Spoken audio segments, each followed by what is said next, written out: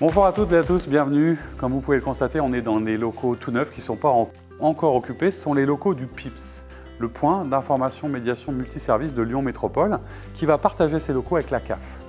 Alors le PIMS, vous ne connaissez pas, et je ne connaissais pas non plus il y a encore quelques semaines, mais j'ai voulu vous en parler parce que c'est un lieu d'abord historique, dans un quartier historique, la fameuse cité urbaine de Tony Garnier, et puis on va aller découvrir le premier PIMS de France, qui date de 1995, dans un contexte compliqué, des problèmes de banlieue, etc. On va parler accès aux droits, services publics, fracture digitale, transition énergétique, bref, on va voir que des gens qui ont des difficultés sont reçus par ceux qui sont formés ici pour ça. Une belle aventure, une belle équipe. Suivez-moi pour la découverte. On se retrouve avec Juliette Lelay, qui est directrice générale du PIMS. Juliette, bonjour. Bonjour, Frédéric. Merci de vous recevoir. Ça m'a fait pour moi. Très plaisir, parce que j'ai découvert le PIMS. Alors, personne ne connaît vraiment, mais c'est une bonne occasion. Qu'est-ce que ça veut dire le PIMS et qu'est-ce que vous faites concrètement ? Alors, le PIMS, ça signifie Point d'information médiation multiservice. Moi-même, il y a à peu près 2 ans et demi, je ne connaissais pas non plus le PIMS. Ses activités principales sont la médiation sociale et numérique et il est composé donc à Lyon de 7 points d'accueil et d'une équipe terrain qui sillonne la métropole et qui va au-devant des gens. La majorité des cas sont des problématiques socio-économiques et on traite avant tout l'accès aux droits et aux services et on rétablit du coup le lien social qui parfois peut être brisé dans certains quartiers.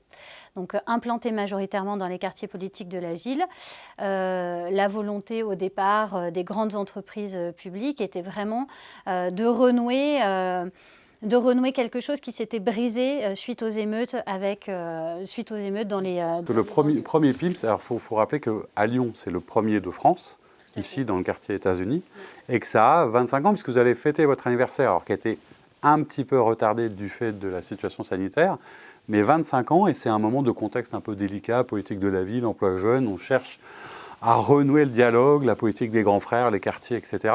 Et là, c'est les entreprises, parce qu'au départ, c'est des entreprises du service public. Alors, qui y avait dedans ? Celles qui sont toujours fondatrices aujourd'hui, donc il y avait la SNCF, la Poste, Keolis, Engie, EDF, qui à l'époque était d'ailleurs regroupé sous des antennes GRDF, Enedis.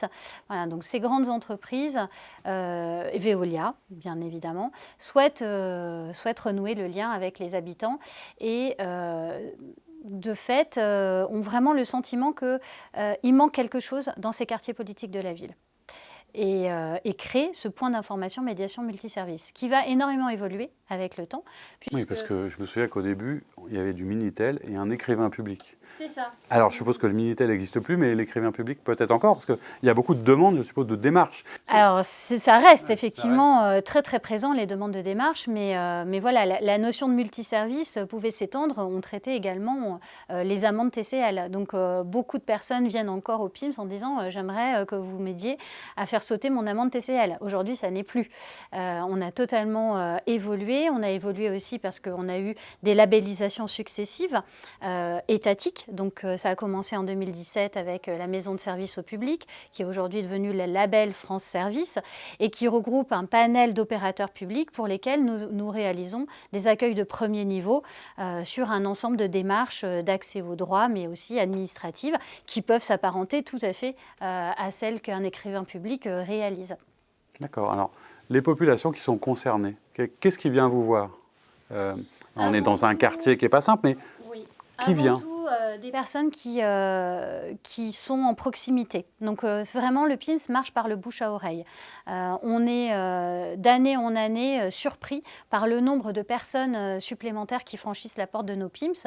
Alors la crise sanitaire nous a touchés bien évidemment de plein fouet et on a dû revoir notre mode de fonctionnement, puisque avant on accueillait sur le flux et on avait un accueil permanent, et aujourd'hui on est obligé d'accueillir sur rendez-vous. Donc ça peut s'apparenter davantage d'ailleurs à quelque chose qui pourrait relever des institutions classiques. Voilà. Et pour autant, le PIMS a une posture très neutre. Et c'est très important de préserver cette neutralité. Ouais, neutralité, accueil sans condition, un accueil de premier niveau. Alors justement, c'est ce quotidien qu'on va aller découvrir tout de suite dans le local historique du PIMS. Alors voilà, comme je vous l'avais annoncé, on arrive dans le lieu qui est le lieu historique le premier bâtiment. C'est marqué là, le PIMS, le premier de France, le premier de Lyon, dans ce quartier des États-Unis. On vous emmène à l'intérieur, voir comment ça se passe.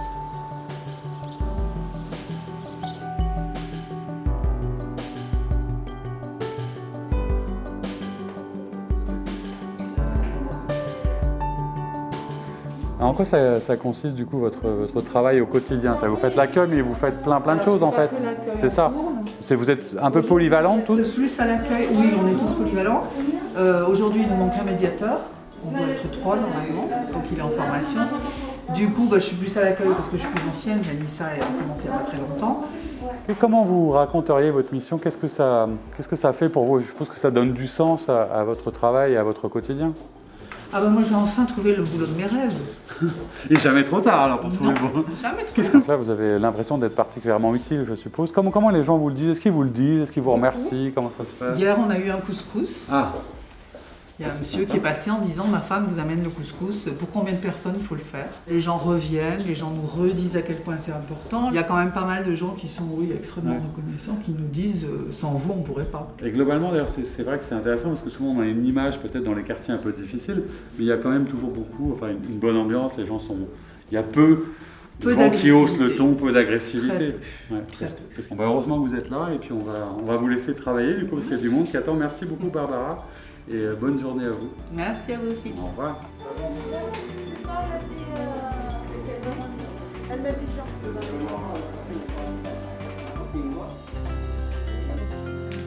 Clément, on va vous laisser accueillir et recevoir madame. Et vous êtes en service civique. Oui. Pourquoi est-ce que vous avez eu envie de faire votre service civique d'abord et pourquoi ici au PIMS? Vous connaissiez le PIMS Moi du coup je suis passé par Pôle emploi, c'est Pôle emploi qui m'a passé cet emploi qui me plaisait parce que j'aime beaucoup aider les gens et là moi je suis en service civique numérique donc j'ai une mission, c'est de faire des ateliers numériques pour aider les gens sur internet, sur les tout, messageries, les mails, tout ce qui est digital quoi. À se familiariser avec le numérique. Donc c'est une mission qui me plaisait le temps que je trouve un métier qui me concerne. Ça dure combien de temps le service civique? 6 mois. 6 mois. Ouais. Là ça fait combien de temps que vous êtes là? Là ça fait 3 mois. Et qu'est-ce qu'ils vous demandent le plus les gens? C'est variable, il y a vraiment de tout à chaque fois? Alors, la plupart du temps, ils viennent parce qu'ils n'ont jamais touché à un ordinateur, ou un smartphone, un truc qui est connecté à Internet. Et eux, ce qui les intéresse, c'est de faire toutes leurs démarches eux-mêmes, pour être autonome sur les services publics ou même carrément à apprendre à faire du traitement de texte ou il y a aussi la bureautique à stocker leurs données. Donc voilà, maîtriser le monde du numérique. C'est vrai que c'est hyper important aujourd'hui. Oui, voilà, comme toutes les démarches se font de plus en plus. Voilà, pour éviter du coup qu'ils passent par nous, essayer de les rendre autonomes. Super. Bon merci beaucoup, bravo. Bon courage, bonne journée. C'est gentil, merci.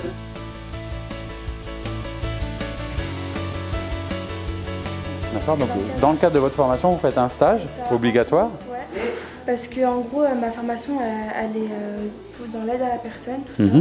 Et le fait de savoir remplir des papiers, répondre à des mails, tout ça, c'est super important. Du coup, dans le cadre de ma formation.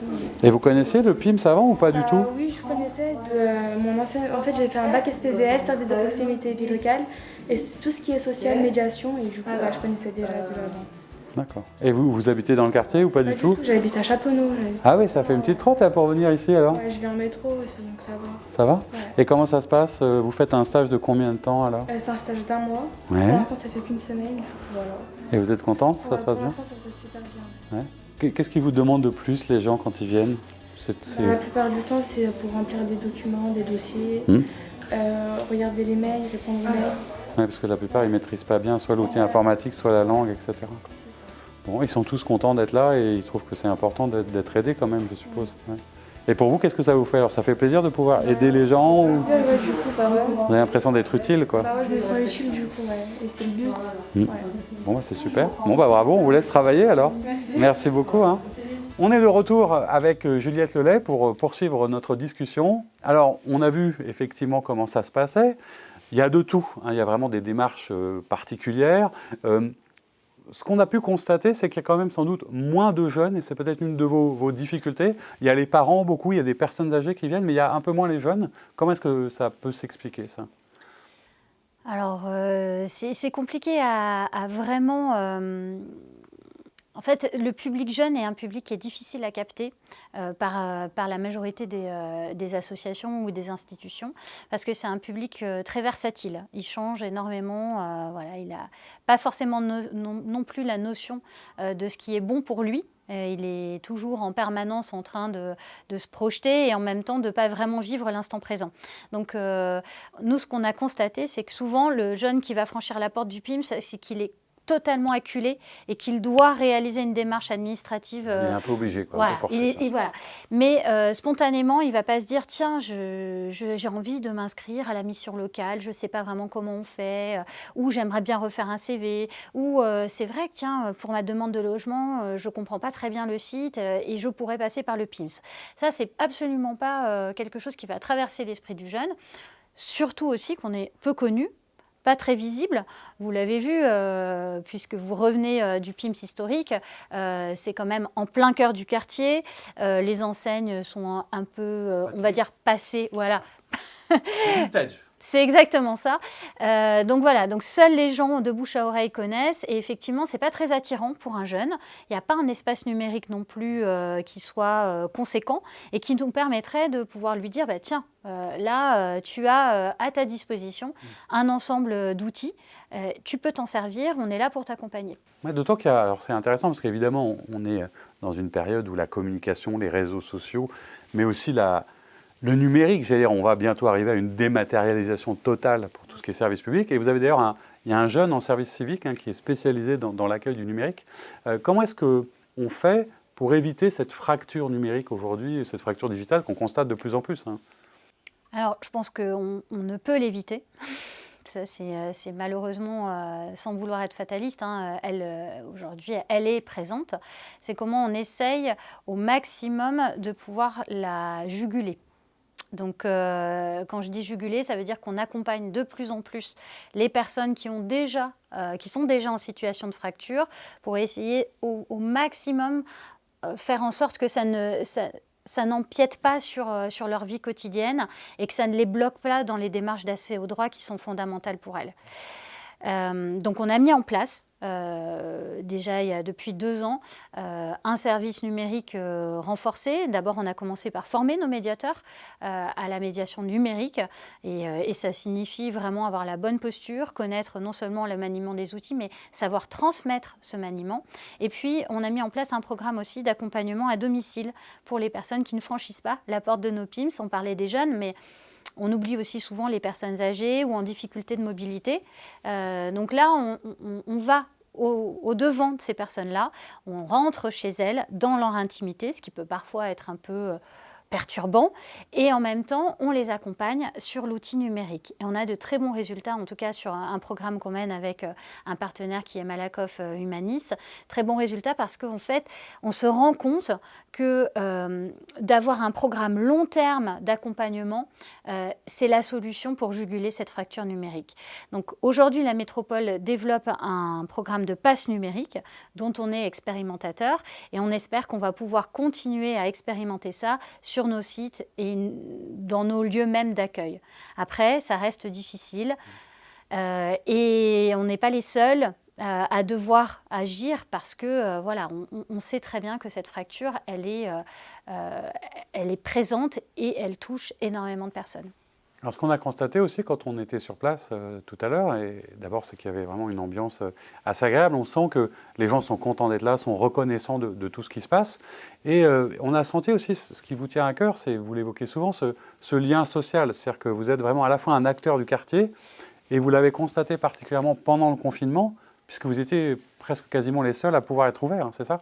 Sur le deuxième confinement, tout à fait. D'ailleurs, lors du premier confinement, nous étions fermés. Ça a généré énormément d'attentes, ce qui fait que quand on a pu réouvrir, il y a eu une masse d'usagers qui se sont précipités. Alors, avec des cadeaux aussi de réouverture, parce que ça, c'est le propre des usagers. Ils sont souvent très reconnaissants. Ils le sont avec leur... Enfin, voilà. Oui, Barbara nous disait que il y avait un couscous qui était arrivé. Voilà, alors ça va du couscous jusqu'aux friandises. Voilà. Nos médiateurs et médiatrices ont souvent l'habitude de dire qu'ils prennent plusieurs kilos quand ils commencent à exercer au PIMS. Pour la bonne cause.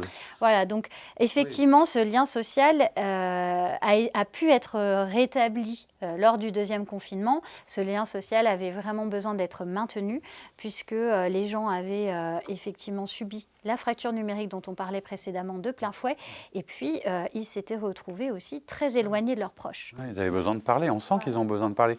C'est-à-dire qu'ils racontent un peu leur histoire, un peu leur vie, parce que ça fait partie aussi d'un besoin. Et ce qui est aussi très important à comprendre, c'est que vous êtes une gare de triage pour ces populations un peu entre deux qui sont ni totalement exclues, ni totalement intégrées.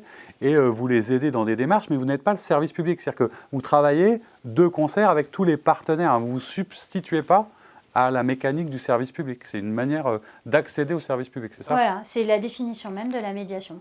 Voilà, parce qu'on méconnaît. Mais c'était aussi l'occasion. Alors, on a vu un peu le volet intéressant de ceux qui sont accueillis, mais ce qui est aussi très intéressant dans la logique du PIMS, dès le départ, c'était qu'il y avait une volonté d'emploi et d'employabilité et de trouver des emplois un peu pérennes pour incarner ces fameux emplois politiques de la ville. Et c'est comme ça qu'on a créé, que vous avez créé des formations, c'est ça? Racontez-nous un peu comment ça se passe, parce que ceux qui accueillent sont formés à ça par le PIMS. Voilà, donc effectivement, nous prenons essentiellement des contrats aidés, alors qui ne s'appellent plus sous cette dénomination, qui n'ont plus cette dénomination-là, mais qui s'appellent maintenant Parcours Emploi Compétences. Et dans ce cadre, on signe une convention tripartite entre donc, le jeune ou le moins jeune salarié qui va s'engager à nos côtés avec le Pôle emploi et nous-mêmes. Et on s'engage notamment vis-à-vis des deux autres parties prenantes à réaliser 200 heures de formation par an sur la première année pour permettre au médiateur d'exercer son métier dans les meilleures conditions possibles.